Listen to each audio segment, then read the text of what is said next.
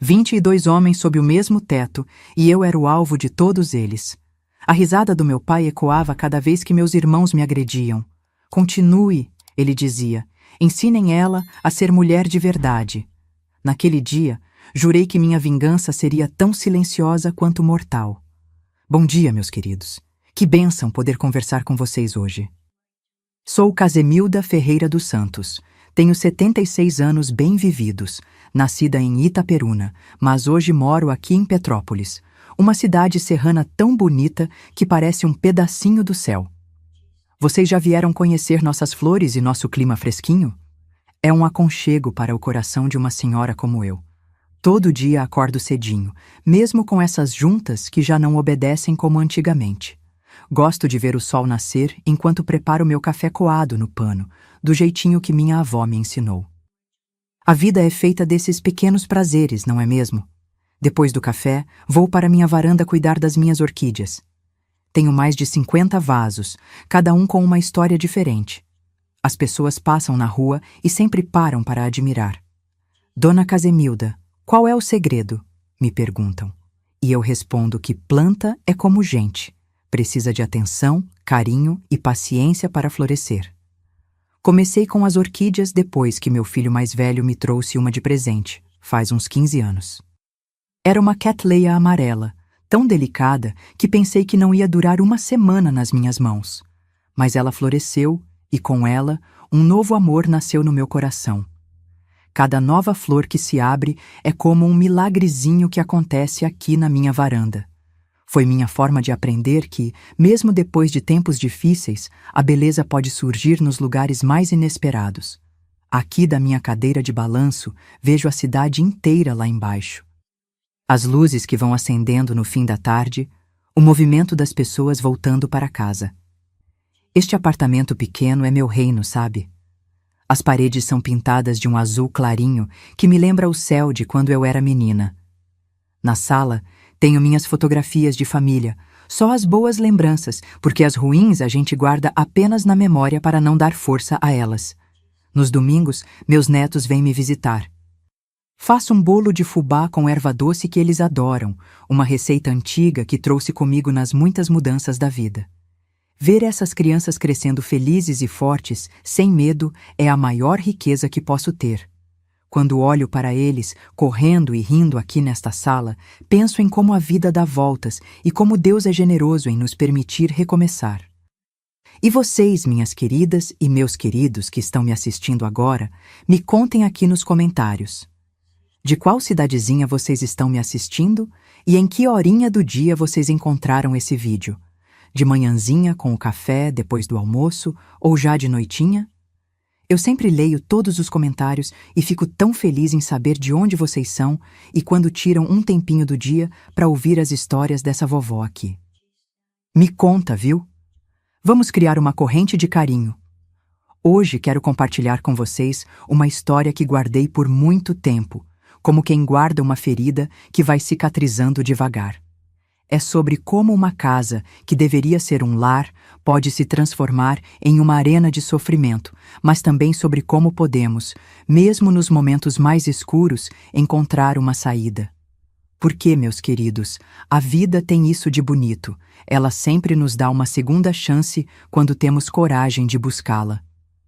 Nem sempre fui essa senhora tranquila que vocês veem hoje, com mãos que só sabem cuidar de flores e fazer carinho em netos. Houve um tempo em que estas mesmas mãos tremiam de medo e de raiva. Um tempo em que o som de risadas masculinas me causava arrepios. Um tempo em que ser a única menina entre 21 irmãos homens era viver em um campo de batalha diário onde eu sempre perdia. Mas essa história de como sobrevivi e me libertei, vou contar para vocês desde o comecinho, lá de quando eu era apenas uma menina pequena em Itaperuna, achando que o mundo inteiro era aquela fazenda onde nasci. Nasci em 1949, numa fazenda grande nos arredores de Itaperuna. Meu pai, Augusto Ferreira dos Santos, era um homem que todo mundo respeitava, ou melhor dizendo, temia. Alto, com aquele bigode sempre bem aparado e olhos que pareciam enxergar cada pensamento que passava pela nossa cabeça. Mamãe, Eleonora, era uma mulher miúda, de fala mansa e mãos sempre ocupadas. Ela parecia uma sombra na casa, se movendo silenciosamente, tentando não chamar atenção. Nossa fazenda era conhecida na região pela produção de café. Tínhamos muitos pés carregados que se estendiam até onde a vista alcançava. A casa grande ficava no alto de um morro, pintada de branco com janelas azuis. De longe, parecia um lugar bonito, acolhedor. Mas as paredes grossas guardavam segredos que ninguém na cidade imaginava. Lembro como se fosse hoje. Éramos 22 filhos no total, 21 meninos, e eu, a caçula e única menina. Meus irmãos mais velhos, Geraldo e Aparecido, já tinham mais de 20 anos quando eu nasci. Os mais novos, como Teodoro e Olívio, tinham idade mais próxima da minha. Vocês podem imaginar o que é crescer com 21 irmãos homens? Uma casa cheia de vozes grossas, de passos pesados, de demandas constantes. Nossa rotina começava antes do sol nascer. Mamãe já estava de pé às 4 da manhã, acendendo o fogão a lenha, preparando o café preto forte e polenta para o desjejum dos homens que iriam para a roça. Eu acordava logo depois dela e, mesmo pequena, já ajudava a arrumar a mesa comprida que ocupava quase toda a sala de jantar. Os pratos eram de ágata, azuis com bordas brancas, desgastados pelo uso. 23 pratos, 23 canecas. A quantidade de comida que saía daquela cozinha todos os dias daria para alimentar uma pequena cidade. Às 5 em ponto, papai se sentava na cabeceira da mesa. Era o sinal para todos os homens entrarem e ocuparem seus lugares. Eu e mamãe ficávamos em pé, servindo. Só comeríamos depois na cozinha, as sobras, se houvesse alguma. O barulho daquela mesa era assustador. Facas batendo em pratos, conversas altas sobre a colheita, piadas grosseiras. E, no centro de tudo, estava ele, meu pai, comendo em silêncio, apenas observando com aqueles olhos que nunca sorriam. Quando tinha 6 anos, comecei a frequentar a escolinha rural que ficava a uns 3 quilômetros da fazenda. Ia a pé, sozinha, por uma estradinha de terra vermelha. Aquele caminho diário era meu único momento de paz, sabe? Eu saía de casa ainda escuro e voltava quase no fim da tarde. A professora, Dona Hortência, era a única pessoa adulta que me tratava com carinho. Ela percebeu que eu aprendia rápido e me emprestava livros. Ah, aqueles livros! Eram janelas para um mundo diferente, onde meninas podiam sonhar e falar alto. Em casa, eu tinha um cantinho no sótão, embaixo de uma clarabóia quebrada. Ali guardava meus tesouros. Um caderno onde escrevia histórias, algumas fitas coloridas que encontrava pelo chão da cidade nos dias de festa, um espelhinho rachado. Quando chovia, a água entrava e molhava tudo, mas eu não me importava. Era o único espaço que eu podia chamar de meu. As brincadeiras na fazenda não eram como as das outras crianças. Meus irmãos não me incluíam em seus jogos de bola ou pescarias no riacho que cortava nossas terras. Quando tentava me aproximar, ouvia: "Volta para a cozinha, isso não é coisa de mulher." O que eles chamavam de brincadeira comigo era diferente. Era esconder meus poucos pertences, puxar meu cabelo até eu chorar, me empurrar quando passavam por mim nos corredores estreitos da casa. "Tá aprendendo a ser forte, Casemilda", dizia Jerônimo, um dos meus irmãos do meio, enquanto me dava um tapa na nuca que me fazia ver estrelas. "Mulher tem que aprender seu lugar." E meu pai? Ele assistia a tudo de sua poltrona de couro na sala. Uma poltrona gasta, com o formato de seu corpo marcado no assento. Era como um trono, de onde ele governava aquele pequeno reino de terror. Quando via meus irmãos me maltratando, ele não dizia nada, apenas ria. Uma risada rouca que começava baixa e ia crescendo, como um trovão distante que se aproxima. Aquela risada me gelava por dentro, mais do que qualquer tapa ou empurrão. Mamãe tentava me proteger do jeito dela. Quando os homens não estavam por perto, ela me ensinava pequenos truques de sobrevivência. "Fique invisível, minha filha", ela sussurrava enquanto me penteava para a escola. "Não chame atenção. Quando seu pai ou seus irmãos entrarem em um cômodo, você sai. Não olhe nos olhos deles. Não responda, mesmo quando estiver certa. À noite, quando finalmente todos dormiam, mamãe vinha até minha esteira no canto da cozinha. Eu não tinha um quarto diferente dos meus irmãos. Ela se sentava no chão frio e cantava baixinho cantigas de ninar da terra dela, lá do norte de Minas. Eram momentos roubados de ternura, que eu guardava como quem guarda a água no deserto. Havia uma canção especial sobre um passarinho que voava longe, tão longe que encontrava o mar. Eu fechava os olhos e me imaginava aquele pássaro voando para longe daquela fazenda, daqueles homens, daquela vida. Um dia, eu pensava, um dia eu também vou encontrar o mar. Foi crescendo em mim um sentimento estranho. Não era só medo. O medo eu conhecia bem. Era uma coisa que queimava no peito, que me fazia cerrar os punhos quando ninguém estava olhando. Quando eu tinha uns 10 anos, descobri que aquilo tinha um nome: raiva. Uma raiva silenciosa, que eu alimentava com cada humilhação, cada risada do meu pai, cada noite que minha mãe chorava escondido, pensando que eu estava dormindo. E assim foi minha infância, meus queridos. Um tempo de aprender a me fazer pequena, de engolir palavras, de abaixar a cabeça, mas também um tempo de guardar dentro de mim aquela brasinha de raiva que, anos depois, se transformaria em uma força que nem eu mesma sabia que tinha. Porque vejam vocês, até as crianças mais machucadas podem crescer e se transformar em mulheres que não aceitam mais ser diminuídas. E foi o que aconteceu quando eu entrei na adolescência, naquela mesma fazenda, ainda cercada por aqueles mesmos homens, mas já não era mais a mesma menina assustada. Quando fiz 13 anos, tudo começou a mudar. Meu corpo já não era mais de menina. Estava crescendo, ganhando formas que não passavam despercebidas aos olhos dos homens daquela casa. Lembro do dia do meu aniversário, em julho de 1962. Não houve festa, claro. Na nossa casa, aniversário de mulher não era comemorado. Mas mamãe tinha guardado um ovo por semanas para me fazer um bolinho escondido. Comemos na despensa, às pressas, como se estivéssemos cometendo um crime. Foi nesse dia que notei algo diferente no olhar de Geraldo, meu irmão mais velho. Ele tinha 34 anos na época, já era casado e morava numa casa menor nos fundos da propriedade. Passou por mim no corredor, parou, me olhou de cima a baixo e disse: "Olha só, a Casemilda tá virando mulher. Vai dar trabalho, essa aí." O jeito como ele falou me deu um frio na barriga. Não era a primeira vez que eu ouvia comentários assim, mas havia algo novo naquele olhar. Algo que me fez andar mais depressa para a cozinha, onde mamãe estava. Os dias foram passando e aquela sensação desconfortável só aumentava. Agora não era só Geraldo, mas também Aparecido, Jerônimo e até mesmo os mais novos, como Teodoro. Quando eu entrava em um cômodo onde eles estavam, as conversas diminuíam e os olhares me seguiam.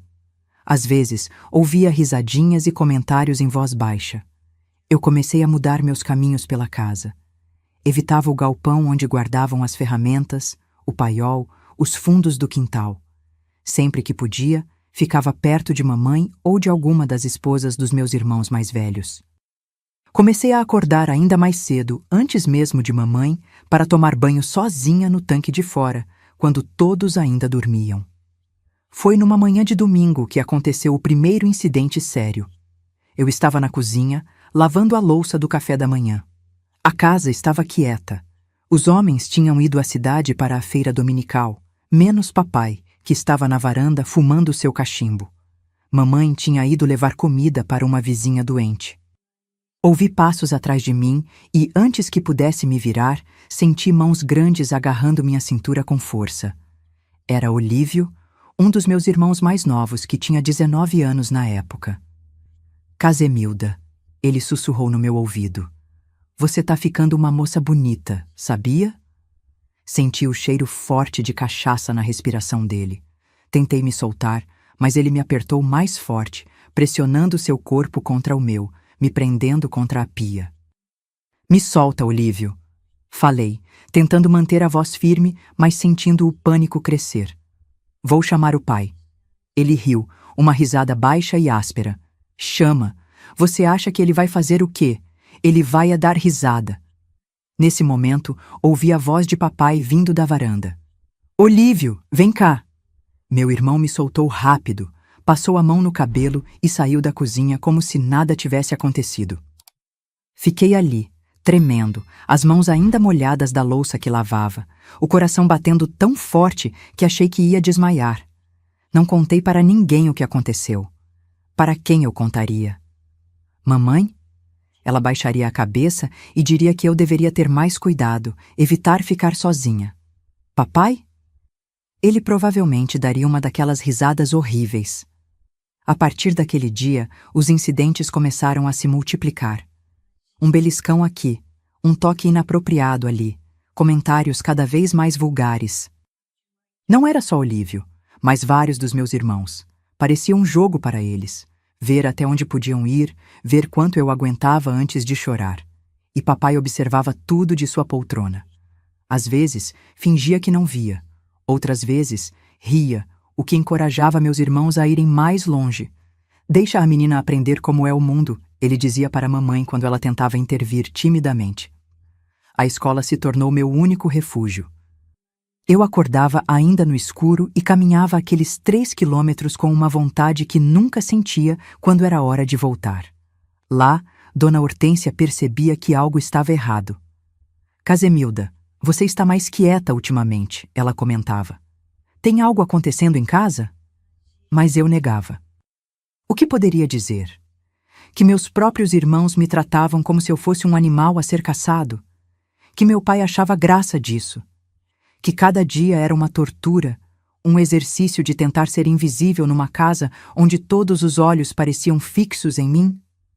Foi na escola que conheci Eudóxia, filha do farmacêutico da cidade.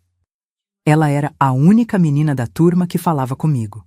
As outras, filhas de fazendeiros mais ricos, achavam que eu era estranha, selvagem demais, com minhas roupas remendadas e meu jeito assustado. Eudóxia era diferente. Ela me emprestava livros, compartilhava seu lanche comigo, me contava sobre a vida na cidade. Um dia, ela me convidou para ir à farmácia do pai depois da aula. Eu nunca tinha entrado lá antes. Papai não gastava dinheiro com remédios, dizia que ervas do mato curavam tudo. A farmácia era um lugar fascinante, cheio de vidros coloridos, cheiros estranhos e um homem gentil que sorria quando falava comigo. Sua filha é muito inteligente, seu Ananias. Falei, sentindo uma timidez que não era comum em mim. Ela me ajuda muito com as lições. O farmacêutico sorriu mais largo ainda. A Eudóxia me fala muito de você, Casemilda.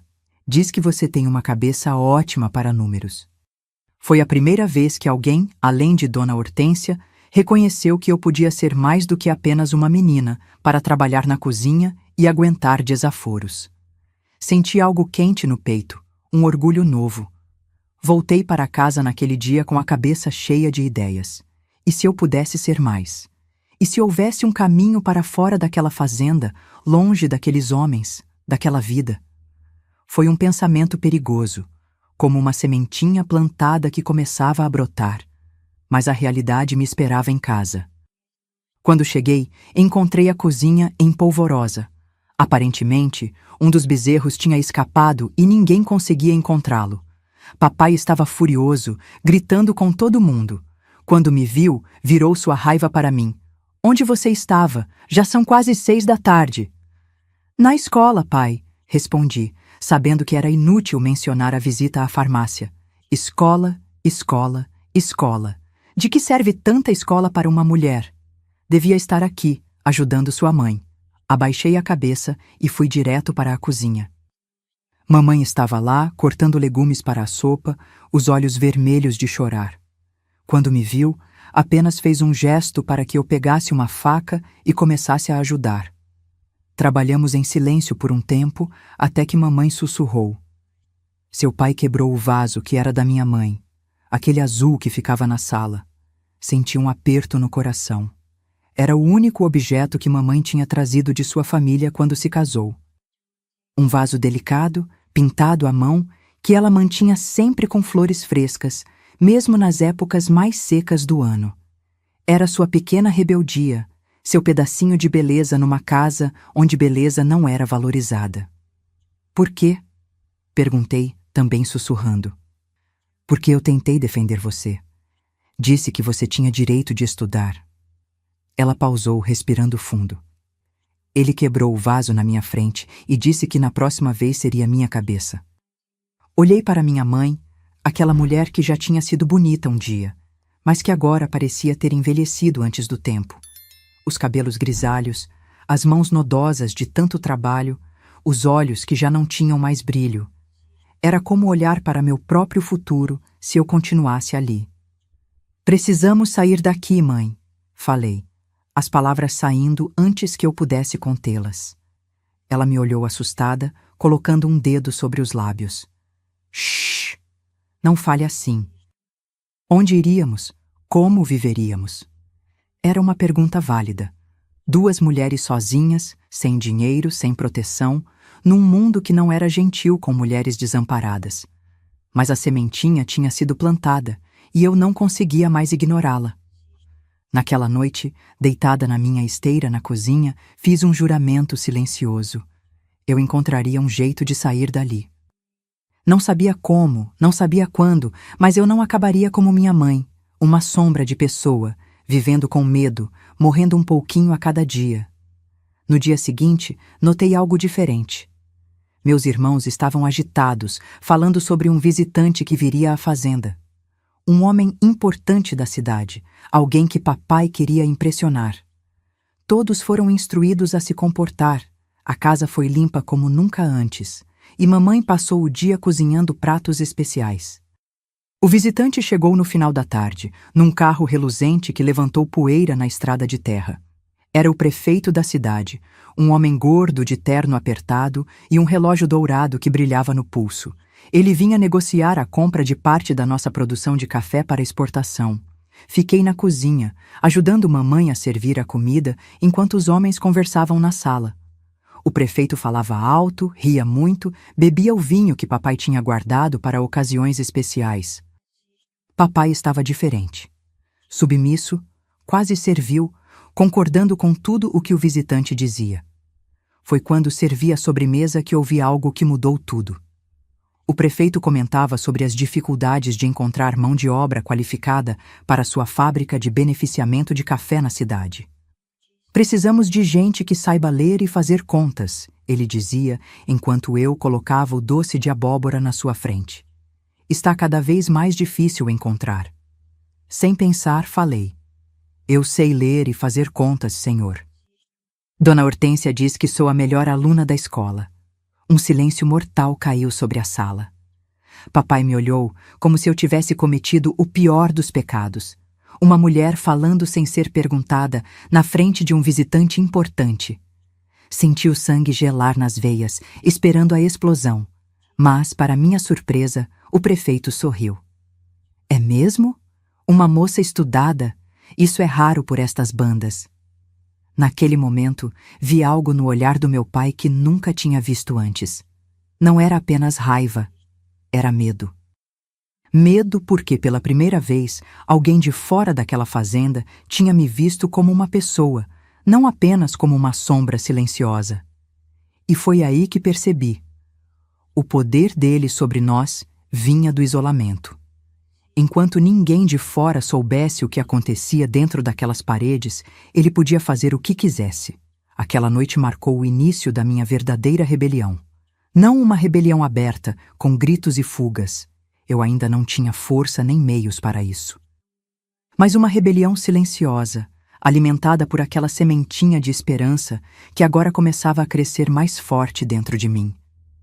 Os meses que se seguiram ao jantar com o prefeito foram os mais difíceis da minha vida. Papai ficou furioso comigo por ter falado sem permissão.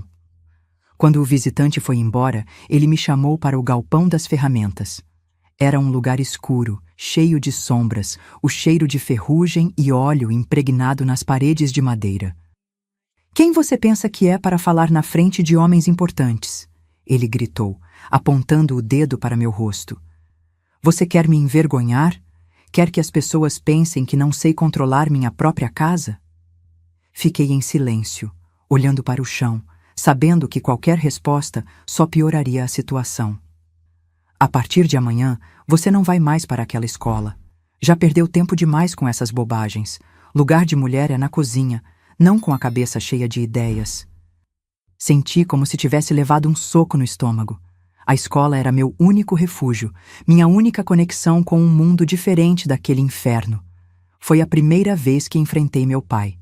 Não, pai, preciso estudar, por favor. Ele ficou tão surpreso com minha resposta que por um momento apenas me encarou, sem palavras. Depois, uma calma assustadora tomou conta dele. Ele sorriu, um sorriso frio que não chegava aos olhos. Então você aprendeu a responder, é? Veremos se essa coragem dura.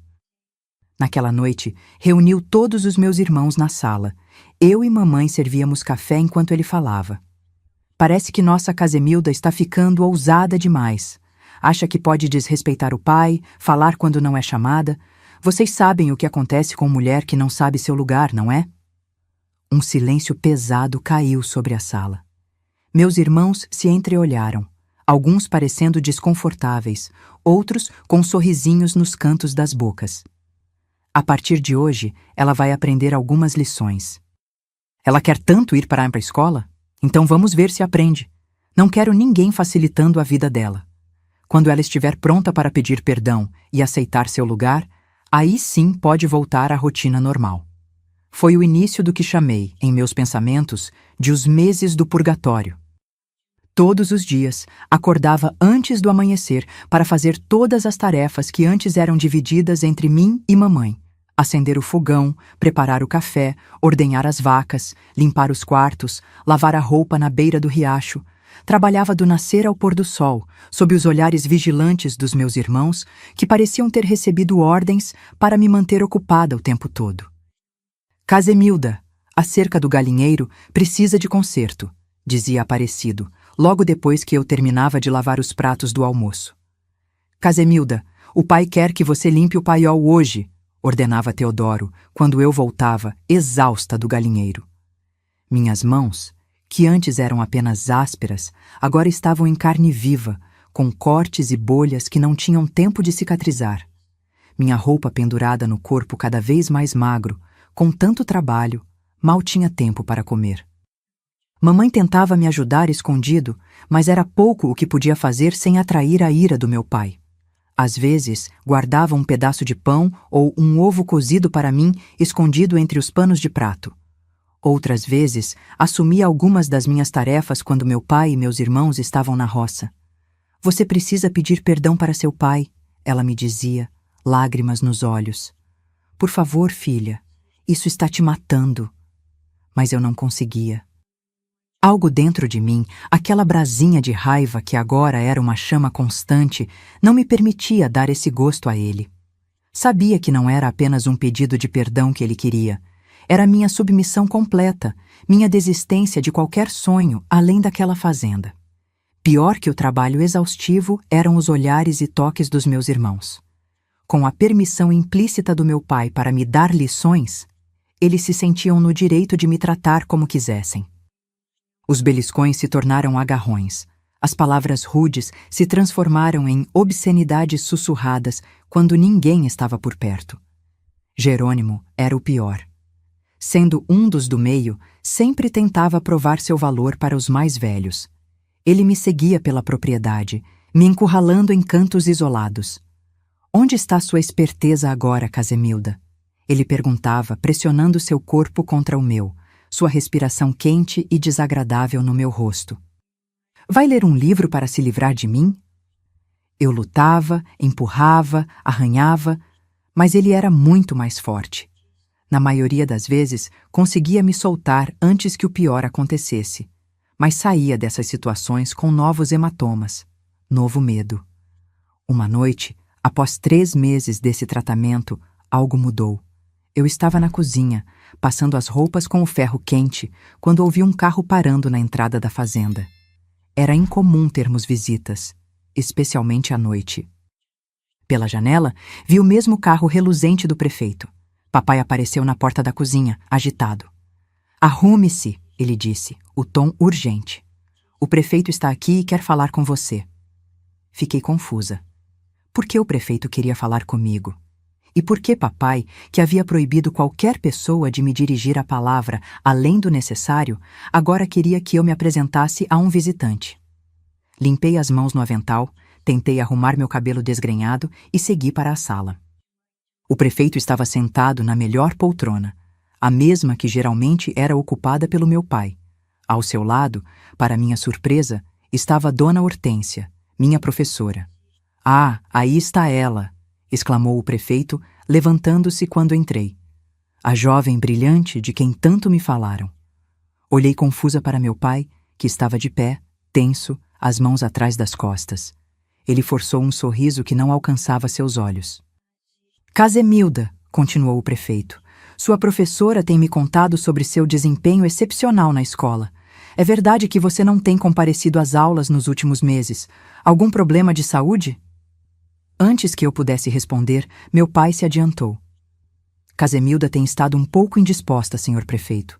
Nada grave, logo estará de volta à escola. Dona Hortência me olhou de cima a baixo, notando claramente meu estado. Mais magra, olheiras profundas, mãos machucadas. Seus olhos se estreitaram levemente. Bem, disse o prefeito, vim até aqui porque estamos iniciando um programa especial em nossa cidade. Com a fábrica de beneficiamento de café crescendo, precisamos de jovens talentosos para trabalhar no escritório. Pessoas que sabem ler, escrever e principalmente fazer contas. Dona Hortência recomendou você como a melhor aluna da região. Meu coração começou a bater mais forte. Era uma oportunidade, uma saída daquele inferno. O programa inclui um pequeno salário e, para os que vêm das fazendas mais distantes como você, oferecemos hospedagem na casa da própria Dona Hortência, que gentilmente se ofereceu como tutora. Ouvi um ruído e percebi que era meu pai rangendo os dentes. Seu sorriso forçado agora era apenas uma linha tensa. É muita bondade sua, senhor prefeito, ele disse, mas Casemilda é muito necessária aqui na fazenda. Somos uma família grande, ela ajuda a mãe... Compreendo, interrompeu o prefeito, mas seria apenas durante a semana. Aos finais de semana ela poderia voltar para casa. E o salário seria uma ajuda para a família, não? Vi o conflito nos olhos do meu pai. Por um lado, ele queria me manter ali, submissa, quebrada. Por outro, recusar uma oferta direta do prefeito poderia trazer consequências para seus negócios. Precisamos pensar, ele disse finalmente. É uma decisão importante. Claro, claro, concordou o prefeito levantando-se. Mas não demore muito. O programa começa em 2 semanas e as vagas são limitadas. Quando eles saíram, fiquei parada na sala, sem acreditar no que havia acabado de acontecer.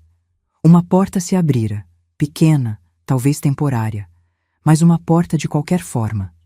A reação do meu pai veio naquela mesma noite, depois que o prefeito e Dona Hortência partiram. Ele entrou na cozinha como um furacão, o rosto vermelho de fúria.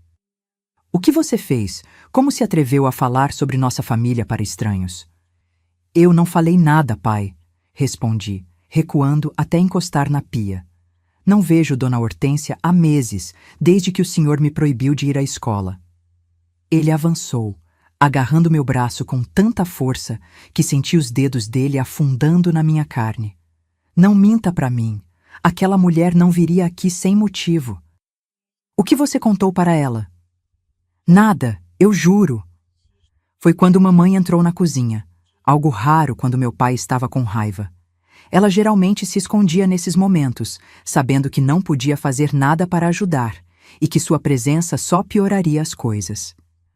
Augusto, ela disse, a voz trêmula, mas determinada. A menina está falando a verdade. Ela não saiu desta fazenda nos últimos 3 meses. Você sabe disso. Como poderia ter falado com a professora? Meu pai soltou meu braço, virando-se para minha mãe. Então como aquela mulher soube? Por que veio aqui com o prefeito?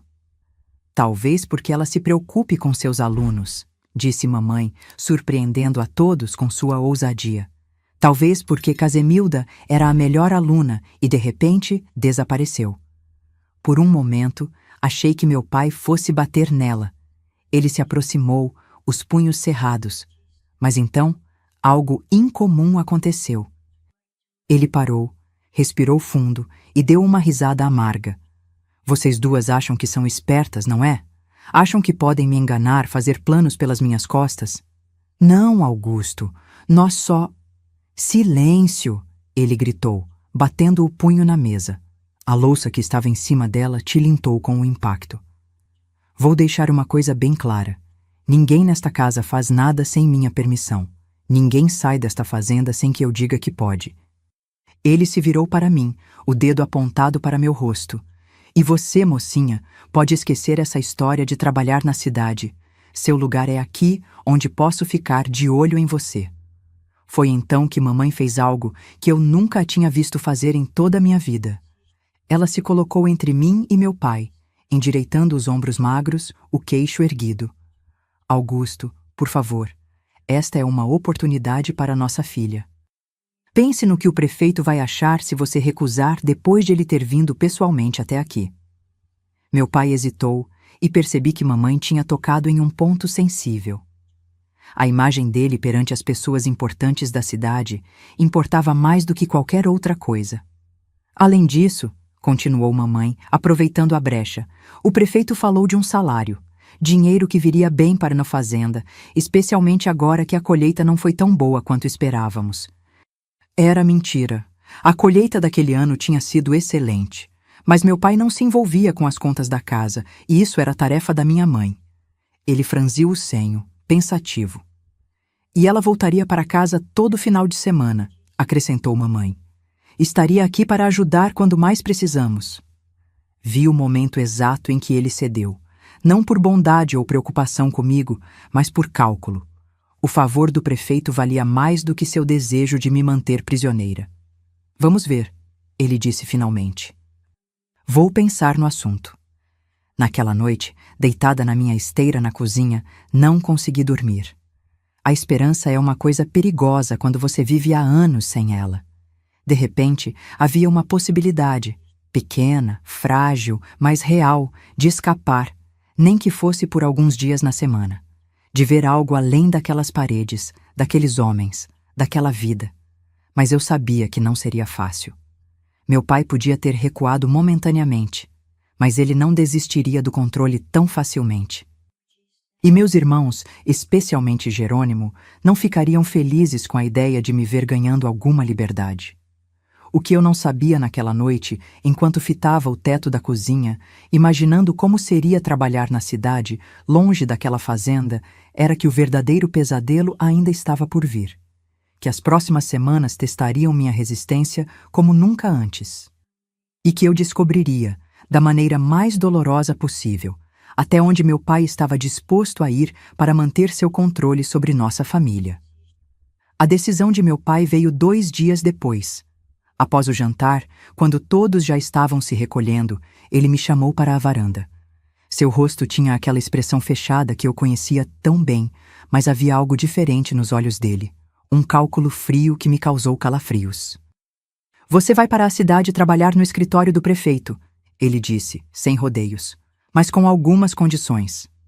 Fiquei parada, sem ousar demonstrar qualquer alegria ou alívio. Sabia que qualquer emoção seria vista como fraqueza, como uma abertura para ele mudar de ideia. Primeiro, todo o seu salário vem direto para mim. Segundo, você volta para casa todo final de semana sem falta. Terceiro, se eu souber que está andando com rapazes ou fazendo qualquer coisa que traga vergonha para esta família, você nunca mais põe os pés fora desta fazenda. Entendeu? Sim, pai, respondi, baixando os olhos. E uma última coisa, ele acrescentou, aproximando-se tanto que pude sentir seu hálito quente de cachaça.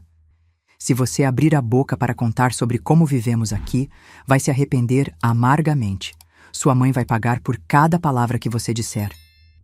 A ameaça era clara. Eu poderia ganhar um pouco de liberdade, mas ainda estaria presa por correntes invisíveis. Ainda assim, era mais do que eu jamais havia sonhado. Uma chance de respirar, de ver algo além daquelas paredes. Agradeci e me retirei rapidamente, antes que ele mudasse de ideia. Nas 2 semanas seguintes, a atmosfera na fazenda ficou ainda mais tensa. Meus irmãos, especialmente Jerônimo, pareciam ressentidos com a regalia que eu havia conquistado. Os olhares eram mais hostis, os comentários mais cruéis. Alguns fingiram que eu não existia, ignorando minha presença completamente. Outros faziam questão de me lembrar que meu lugar especial na cidade não mudava quem eu era. Apenas uma mulher inútil que precisava ser mantida na linha. Na véspera da minha partida, Jerônimo me encurralou no celeiro enquanto eu buscava milho para as galinhas. Seu rosto estava contorcido por uma raiva que eu nunca havia visto antes, nem mesmo nele. Você acha que é melhor que a gente, não é? Acha que vai virar uma moça da cidade toda importante? Não, Jerônimo. Só vou trabalhar, como todo mundo aqui. Ele se aproximou mais, me pressionando contra a parede de madeira do celeiro. Não se esqueça do seu lugar, Casemilda. Você pode ir para a cidade, mas sempre vai ser o que é. Uma mulher da roça, que serve para cozinhar e obedecer. Nada mais. Senti seu corpo pesado contra o meu, suas mãos agarrando meus braços com força suficiente para deixar marcas. Por um momento terrível, achei que ele faria algo que nunca tinha feito antes. Não apenas me assustar ou machucar, mas algo muito pior. Vi em seus olhos um desejo perverso de me destruir, de me tirar a única coisa que eu tinha conseguido proteger até então. Mas algo em mim mudou naquele momento. Talvez fosse a proximidade da liberdade, ou talvez a raiva que eu vinha acumulando por anos. Em vez de me encolher, olhei diretamente nos olhos dele e disse, com uma voz que eu mesma mal reconheci: "Me solta, Jerônimo. Agora." A firmeza da minha voz o pegou de surpresa. Por um segundo, ele afrouxou o aperto e eu aproveitei para me desvencilhar, empurrando-o com toda a força que tinha. Ele cambaleou para trás, tropeçando em um saco de milho. "Você vai se arrepender disso," ele rosnou, mas não avançou novamente. Algo no meu olhar deve tê-lo avisado que eu não era mais a mesma menina assustada de antes. Saí do celeiro tremendo, mas não de medo, de uma estranha mistura de terror e triunfo. Pela primeira vez, eu havia enfrentado um dos meus tormentos diretamente e tinha sobrevivido. Na manhã seguinte, mamãe me ajudou a arrumar a pequena trouxa com minhas poucas roupas. Seus olhos estavam cheios de emoções contraditórias. Alegria por me ver escapar, mesmo que temporariamente, daquele inferno. Medo do que poderia acontecer comigo na cidade, e medo do que aconteceria com ela quando eu não estivesse mais lá para ajudá-la. "Toma cuidado, minha filha," ela sussurrou, ajeitando o colarinho do meu único vestido bom, um azul desbotado que tinha sido dela na juventude. "A cidade tem seus próprios perigos." "Vou ficar bem, mãe. E venho todo final de semana para ajudar." Ela sorriu tristemente. "Sei que sim. Mas não se preocupe demais comigo. Aproveite essa chance. Aprenda tudo o que puder." Antes de me entregar a trouxa, ela pegou algo de dentro do bolso do avental. Era um pequeno broche de prata, simples, em formato de pássaro. "Era da minha mãe," ela explicou, prendendo-o no meu vestido. "O único objeto que me sobrou dela. Queria que ela pudesse ver você agora, indo trabalhar na cidade." Fiquei sem palavras. Aquele broche era o bem mais precioso que mamãe possuía. O vaso azul que papai havia quebrado era uma lembrança dolorosa, mas esse broche era seu verdadeiro tesouro. "Mãe, não posso aceitar, é muito valioso." "Por isso mesmo que quero que fique com você," ela insistiu. "Para lembrar de onde veio e de quem você é, filha. Não da fazenda, não do seu pai, mas de mim e da minha mãe antes de mim. Mulheres que sobreviveram." Abracei-a com força, sentindo as lágrimas queimarem meus olhos. Talvez fosse a primeira vez na vida que nos abraçávamos assim, sem medo, sem olhar por cima do ombro para ver se alguém estava vindo. Meu pai e alguns dos meus irmãos me levaram até a cidade em uma das carroças. A viagem de 2 horas foi feita em silêncio pesado. Quando chegamos à praça central, onde Dona Hortência me esperava na porta de sua casa, meu pai apenas acenou com a cabeça para ela. Deu-me um último olhar de aviso e se foi, sem uma palavra de despedida. Dona Hortência me levou para dentro de sua casa pequena, mas confortável. Me mostrou o quarto que seria meu, o primeiro quarto só meu em toda a minha vida. E depois me acompanhou até o escritório do prefeito, onde eu trabalharia. Os primeiros dias foram confusos e assustadores. Nunca tinha visto tantas pessoas diferentes. Nunca tinha lidado com números e papéis daquela forma.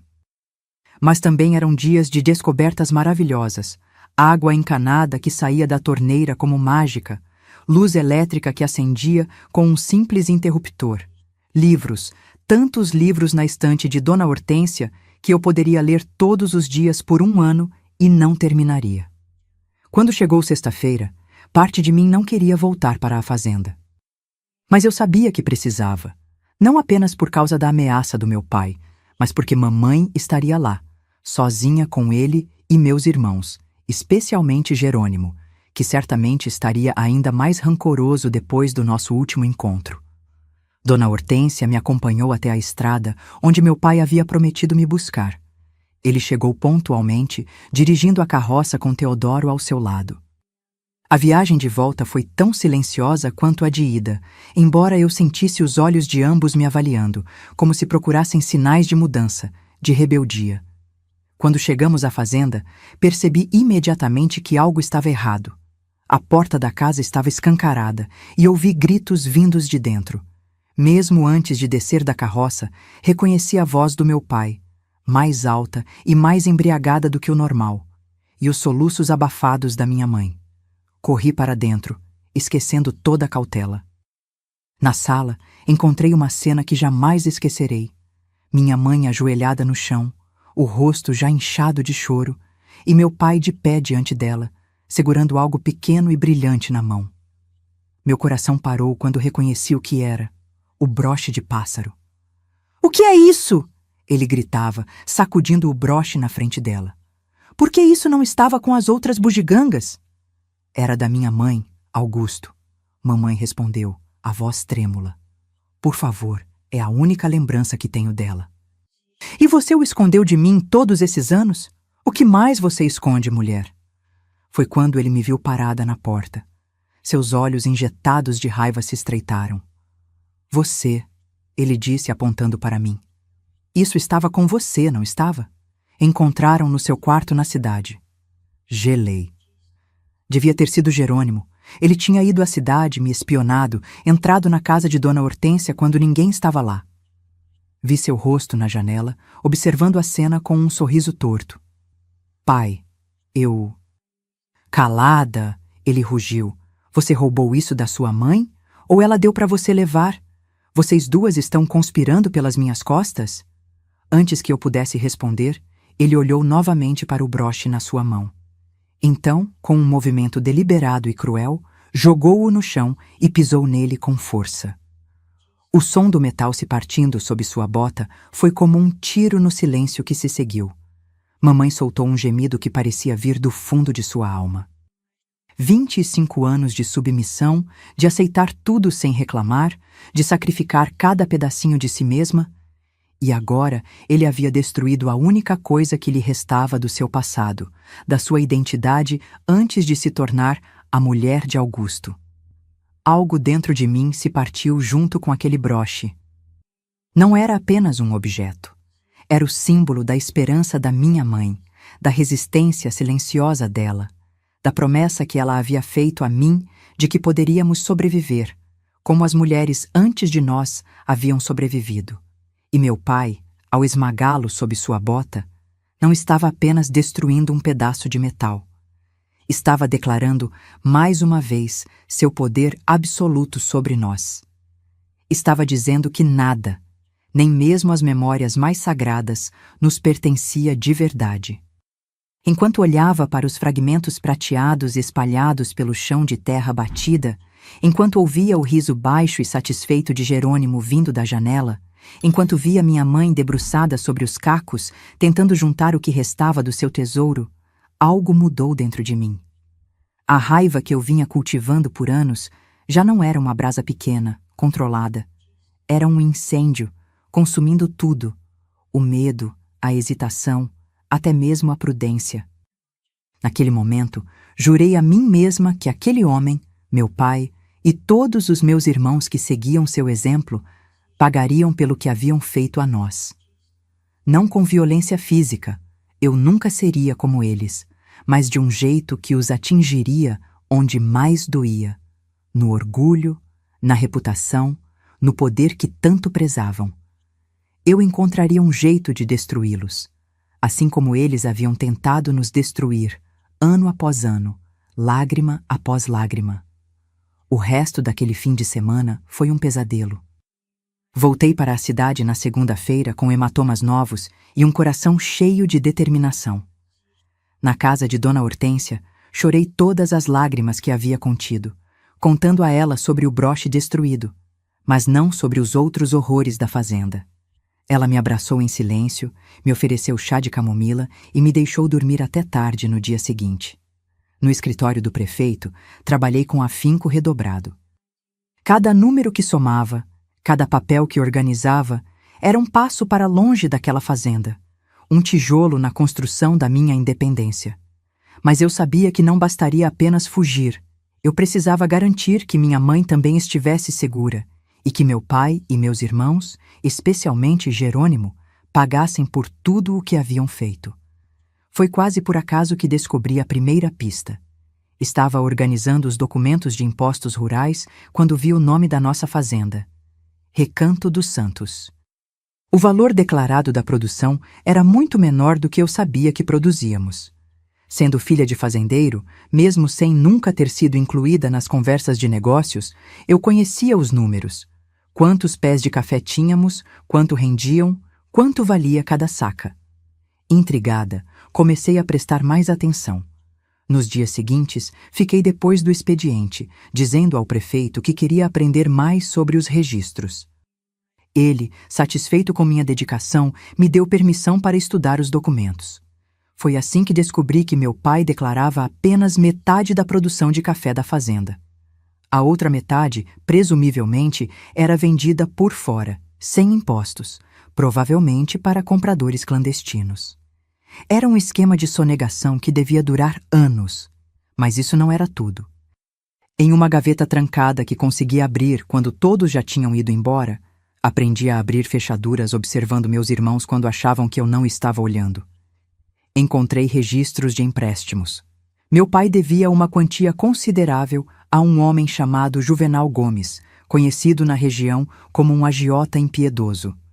Pelos juros exorbitantes e pelas datas dos pagamentos, parecia que meu pai estava apenas conseguindo pagar os juros, sem nunca tocar no valor principal. Esses dois segredos eram poderosos, mas eu precisava de mais detalhes, de certezas, antes de agir. Nas semanas seguintes, continuei minha investigação silenciosa. Nos finais de semana, voltava para a fazenda como prometido, aguentando o clima pesado e os maus tratos com uma nova paciência, alimentada pela certeza de que logo tudo aquilo acabaria. Aproximei-me de seu Anacleto, o carteiro da cidade, um senhor gentil que conhecia todos os segredos da região. Começamos a conversar durante meu horário de almoço, quando ele passava pelo escritório. Um dia, mencionei casualmente o nome de Juvenal Gomes. "Ah, o Juvenal", ele disse, baixando a voz. "É um homem perigoso, menina. Dizem que já mandou quebrar as pernas de quem não paga em dia. Tem gente que prefere vender tudo o que tem a dever para ele." "Ele tem muitos clientes por aqui?" perguntei, fingindo curiosidade casual. "Mais do que deveria." "Fazendeiros, principalmente, que pegam dinheiro para investir na safra e depois não conseguem pagar. Juvenal tem capangas em todas as cidades vizinhas. Disse que até a polícia tem medo dele." Aquela informação foi como ouro para mim. Continuei conversando com seu Anacleto nos dias seguintes, coletando mais detalhes sobre Juvenal e seus métodos. Enquanto isso, no escritório, encontrei mais documentos que confirmavam a sonegação do meu pai. Em uma pasta marcada como confidencial, que o prefeito tinha me pedido para arquivar, encontrei um relatório da Receita Federal sobre investigações de sonegação na região. A fazenda do meu pai não estava na lista, mas havia menção a informações recebidas sobre possíveis irregularidades em propriedades do setor oeste do município, exatamente onde ficava a nossa fazenda. O plano começou a se formar na minha cabeça. Não seria uma vingança direta com minhas próprias mãos, seria algo mais sofisticado, usando o próprio sistema corrupto do meu pai contra ele. Na terceira semana de dezembro, 4 meses depois de começar a trabalhar na cidade, senti que tinha todas as informações necessárias. Era uma quinta-feira, véspera da minha ida para a fazenda para o fim de semana. Depois que todos saíram do escritório, fiquei para trás, dizendo que queria terminar de organizar alguns documentos. Sozinha, peguei o telefone público que ficava no corredor. Meu coração batia tão forte que achei que fosse desmaiar. Disquei o número da delegacia da Receita Federal em Campos, a cidade maior mais próxima, que tinha encontrado em um dos documentos oficiais. "Boa tarde", disse uma voz masculina do outro lado. "Boa tarde", respondi, tentando disfarçar minha voz. Gostaria de fazer uma denúncia anônima sobre sonegação de impostos. Houve uma pausa. "Pode falar, senhora." "Que tipo de sonegação?" Com a voz mais firme que consegui, detalhei tudo o que havia descoberto sobre as vendas não declaradas da fazenda do meu pai, sobre como ele mantinha uma contabilidade dupla, sobre os compradores clandestinos que vinham sempre na primeira sexta-feira de cada mês. Um detalhe que tinha descoberto ouvindo uma conversa entre meu pai e Geraldo. O agente da Receita fez várias perguntas, anotando tudo. No final, agradeceu pela informação e disse que seria investigado. "O senhor tem ideia de quando essa investigação poderia acontecer?" Perguntei, tentando soar casual. "Não posso precisar, mas com denúncias detalhadas como essa, geralmente agimos rápido. Questão de dias, talvez." Perfeito. Depois de desligar, respirei fundo algumas vezes. Estava só na metade do plano. Peguei novamente o telefone e disquei outro número, este encontrado em um pedaço de papel amassado na gaveta do meu pai quando mexia em seus documentos durante um fim de semana na fazenda. Um homem com voz rouca atendeu no terceiro toque. "Quem fala?" "Boa noite", disse, novamente disfarçando a voz. "Preciso falar com o senhor Juvenal Gomes. É sobre um cliente dele, Augusto Ferreira dos Santos." Houve um silêncio tenso. Depois, a voz mudou. Era outro homem, a voz mais grave e autoritária. "Quem quer saber?" "Sou uma pessoa que trabalha para ele. Ouvi uma conversa hoje que o senhor deveria saber. Augusto está planejando fugir depois da próxima colheita, sem pagar a dívida. Ele disse que tem tudo arranjado para ir para o Paraná, onde tem parentes." Era uma mentira completa, claro, mas baseada em um detalhe real. Meu pai realmente tinha parentes no Paraná, embora nunca falasse com eles. Outro silêncio, depois uma risada seca. "É mesmo? E por que você está me contando isso?" Eu tinha previsto essa pergunta. "Porque ele não me paga há 3 meses. Disse que não tem dinheiro, mas sei que está guardando para essa fuga. Achei que o senhor deveria saber." "Interessante", disse Juvenal, a voz agora calculista. "E quando exatamente ele planeja fazer isso?" "Ouvi dizer que seria após a colheita principal, que começa na semana que vem. Ele tem uma remessa grande para entregar na primeira sexta do mês que vem. Vai usar esse dinheiro para a fuga." Mais silêncio. "Então, agradeço a informação. Vou verificar pessoalmente esse assunto." Desliguei o telefone com as mãos trêmulas. Estava feito. Tinha acabado de acender o pavio de 2 explosivos diferentes, e ambos estavam programados para detonar ao mesmo tempo. No dia seguinte, voltei para a fazenda como sempre, tentando agir normalmente. Foi o fim de semana mais difícil da minha vida. Sorrir, servir, abaixar a cabeça, sabendo o que estava prestes a acontecer. A tensão era tanta que quase me traí várias vezes, deixando cair pratos, tropeçando, respondendo errado às perguntas. "O que há com você, menina?" perguntou meu pai na noite de domingo, me observando com desconfiança. "Parece que viu um fantasma." "Nada, pai", respondi, baixando os olhos. "Só cansada do trabalho na cidade." Ele resmungou algo sobre trabalho de verdade e voltou a fumar seu cachimbo. Na segunda-feira, voltei para a cidade com um nó no estômago. Parte de mim se preocupava com minha mãe. E se ela se machucasse no meio da confusão que eu tinha orquestrado? Mas outra parte sabia que esta era a única chance que tínhamos de nos libertar daquele inferno. Passou-se uma semana inteira sem notícias. Comecei a temer que meu plano tivesse falhado, que ninguém tivesse levado minhas denúncias a sério.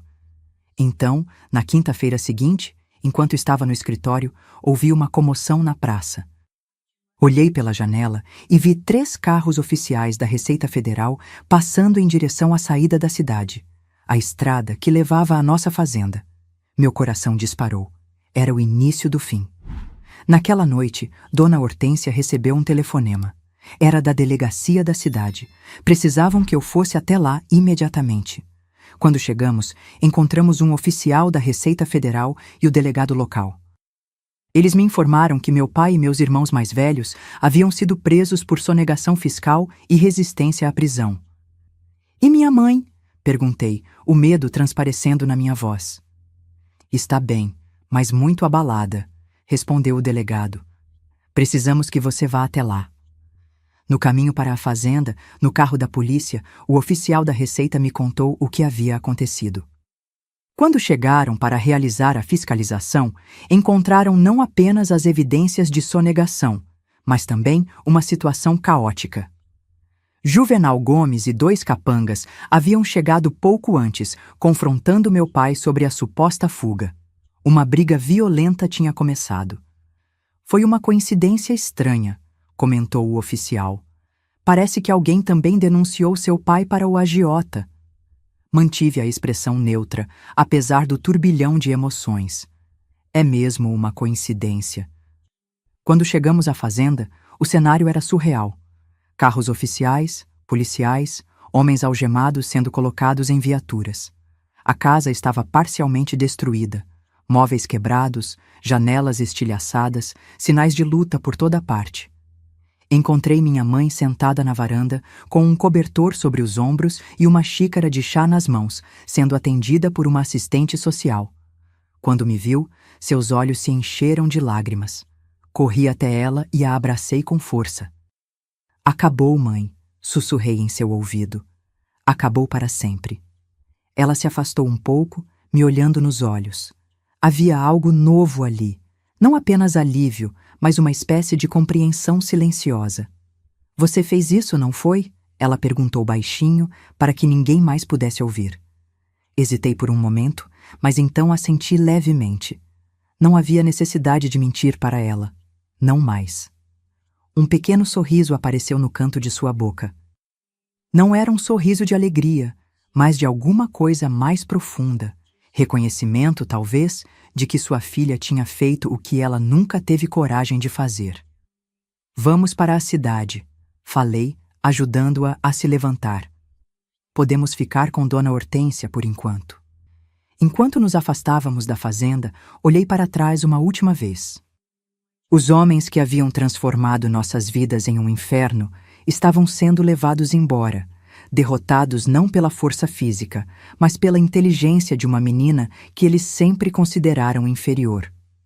A justiça tinha chegado, não como um raio vindo do céu, mas como um plano meticuloso, executado com paciência e precisão. Naquele momento, soube que minha vida e a de minha mãe nunca mais seriam as mesmas. A estrada à nossa frente estava aberta, pela primeira vez, para possibilidades que nunca havíamos ousado imaginar. Hoje, meus queridos, vivo uma vida que jamais imaginei ser possível naqueles tempos escuros. Tenho 76 anos e moro neste apartamento aconchegante em Petrópolis, uma cidade que me acolheu como filha. A primeira vez que vi estas montanhas cobertas de névoa, soube que tinha encontrado meu lugar no mundo. O caminho até aqui não foi fácil nem direto. Depois daquele dia fatídico em que a fazenda foi invadida por fiscais e capangas, eu e mamãe ficamos morando com Dona Hortência por quase 6 meses. O prefeito, impressionado com meu trabalho e tocado pela nossa situação, me ofereceu um emprego permanente na prefeitura, com um salário melhor. Mamãe encontrou trabalho na casa de uma família rica da cidade, Não mais como empregada doméstica que fazia de tudo, mas como cozinheira respeitada, com folgas regulares e um quarto só dela. Meu pai e meus irmãos mais velhos ficaram presos por quase 2 anos. Os mais novos foram soltos mais rápido, mas a fazenda foi confiscada para pagar as dívidas e os impostos atrasados. Alguns deles se mudaram para outras cidades, outros foram trabalhar como empregados nas fazendas vizinhas. Jerônimo, aquele que mais me atormentava, foi o que recebeu a pena mais longa por resistência à prisão e agressão aos policiais. Nunca mais voltei àquela fazenda. Soube que foi vendida em leilão para um empresário da capital que transformou tudo em uma plantação moderna de café, com maquinário e trabalhadores registrados.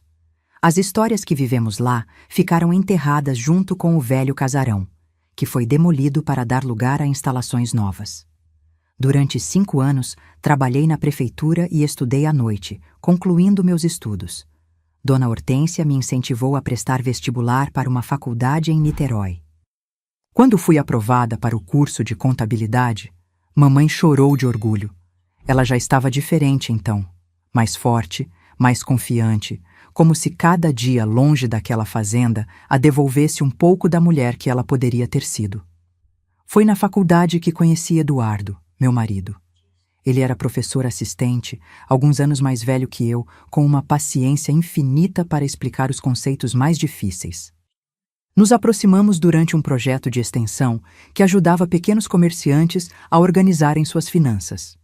Em nossas longas conversas, acabei contando a ele sobre meu passado.